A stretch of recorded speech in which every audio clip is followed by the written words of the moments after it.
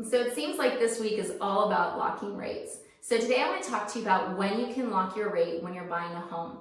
This is something many people are confused on. So most people are like, well, can I lock my rate while I shop? Right now, most lenders are not doing that. And the reason they're not doing that is because we're in a declining market. So what that means is, like, for instance, if I had locked a client in January and said, yeah, I've got you locked at XYZ for 90 days, go shopping. By the time that 90-day period hit, if they got into contract, my rates would be lower than what I had locked them at. So it's not a benefit to the borrower.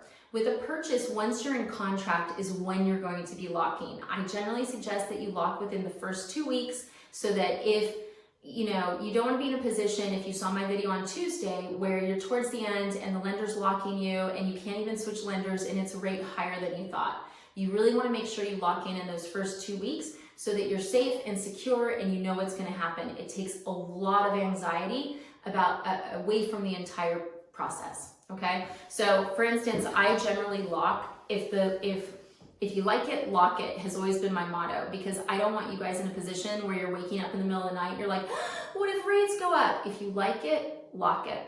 Okay, once you're in contract. So back in the day, there were programs called like Lock and Shop is what we called ours. And 2018 is a great example of when that was a good program. So what a Lock and Shop is you pay a little bit of a fee in order to lock in a rate while you're shopping for the house. Okay, and in a market where rates are increasing, it's a great program because it protects you from those rate increases, and it also makes it so that, the big concern as a lender is if I qualify you for $300,000 and then rates go up 0.5%, you may not qualify anymore. So it's really tough from a lender perspective to make sure that your qualification is on point in a time of rapid rate increases. And 2018 is a great example of that. I think we had like 5 rate increases, 4 to 5 over 2018 and 19. It was brutal. So that's when you'll see a lender do a lock and shop. Right now, since we're in a declining environment, meaning rates are getting lower, there's not lock and shop programs out there that make a whole lot of sense, because the odds are is if we utilized one, by the time you got into contract, rates would be lower. So I hope this makes sense. If you guys have questions, comments, feelings, I love feelings.